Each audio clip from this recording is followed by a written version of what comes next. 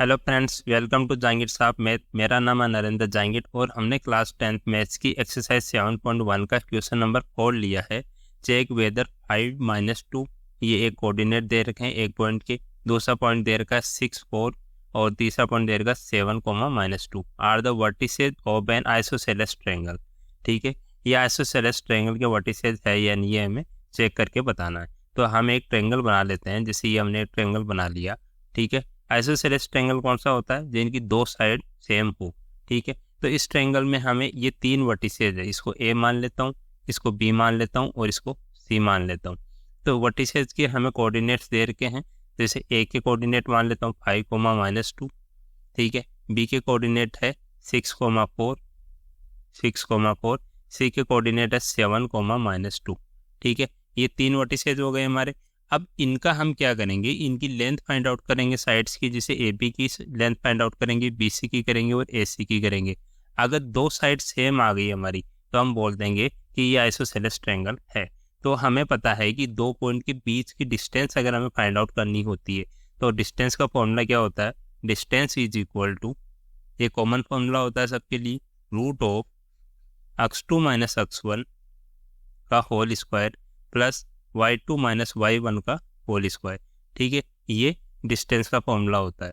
अगर distance formula हमने यहाँ लिख दिया है, अब तो ए बी की वैल्यू हम फाइंड आउट कर सकते हैं। तो यहाँ लिखता हूँ A B is equal to √of x2। A B के केस में x2 कितना हो गया 6 माइनस x1 की वैल्यू है 5। तो यहाँ लिखा हूँ 6 - 5 का होल स्क्वायर प्लस y2 की वैल्यू कितनी है 4 लिखी, माइनस का साइन लिखा। y1 की वैल्यू कितनी है -2, तो -2। एक इसका ब्रैकेट हो गया, दूसरे इसका ब्रैकेट हो गया, ये होल स्क्वायर हो गया इसका। अब इसको हम सॉल्व करते हैं आगे। तो 6 - 5 का होल स्क्वायर कितना होता है? 6 - 5 कितना हो गया 1, तो 1 का होल स्क्वायर प्लस ये कितना आ जाएगा 4 और माइनस माइनस कितना हो गया प्लस हो गया और 2 आ जाएगा एज इट इज। तो 4 + 2 बन गया का whole square is equal to √of 1 का होल स्क्वायर कितना 1 प्लस 4 + 6, 4 + 2 कितना हो गया 6 का होल स्क्वायर करेंगे तो सीधा लिख देता हूँ मैं 36 आ जाएगा। इज इक्वल टू √ऑफ 1 + 36 कितना हो गया 37। ये ए बी आ गई हमारे पास। ये किस में आ जाएगा? यूनिट्स में आ जाएगा। ठीक है, तो ए बी की वैल्यू आ गई √ऑफ 37 यूनिट्स। तो ए बी की यहाँ लिख देता हूँ √ऑफ 37। ये हमारी डिस्टेंस आ गई इनके बीच की। अब हमें बी सी की वैल्यू फाइंड आउट करनी है। तो B C is equal to कितना आ जाएगा? √ऑफ बी सी के केस में ये x1 y1 हो जाएगा, ये x2 y2 हो जाएगा। तो x2 की वैल्यू कितनी है इस फॉर्मूले में रखेंगे, x2 - x1 का whole square plus y2 - y1 का होल स्क्वायर।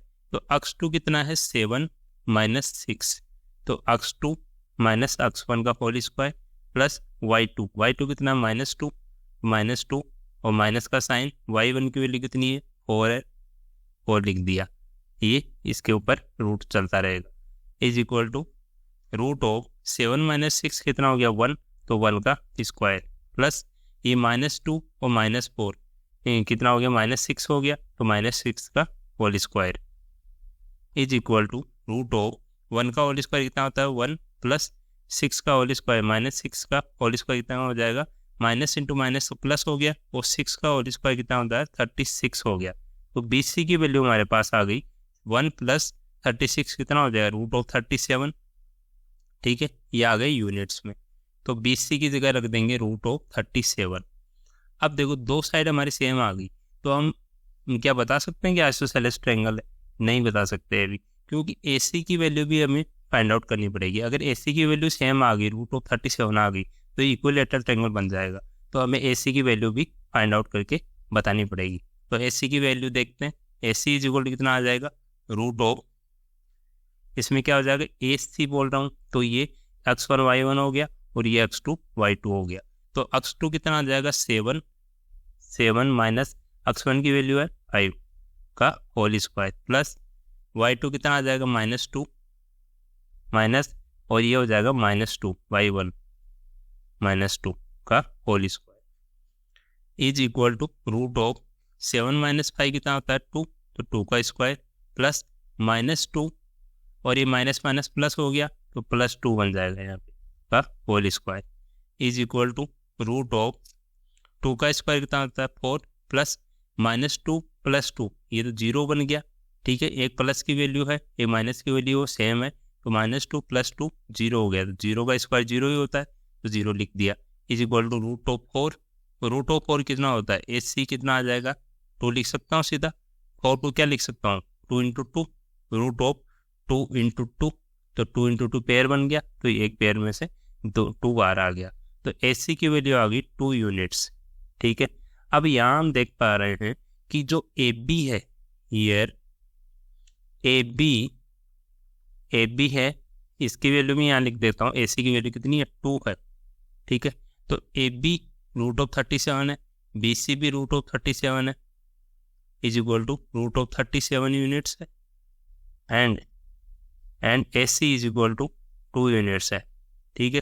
तो दो साइड हमारी सेम होगी, दो साइड कौन सी सेम होगी, AB और BC, तो हम बोल सकते हैं कि ये दो साइड अगर सेम होती है, जैसे ये साइड और ये साइड सेम होगी, तो ये आइसोसेलेस ट्रायंगल है। तो यहाँ लिख देंगे therefore these points makes isosceles triangle, ये हमारा आंसर आ जाएगा। हमें ये प्रूव करके बताना था कि आइसोसेलेस ट्रायंगल फॉर्म कर रहे हैं या नहीं कर रहे। अगर समझ आ रहा है तो अपने दोस्तों के साथ शेयर कीजिए और चैनल को सब्सक्राइब कीजिए।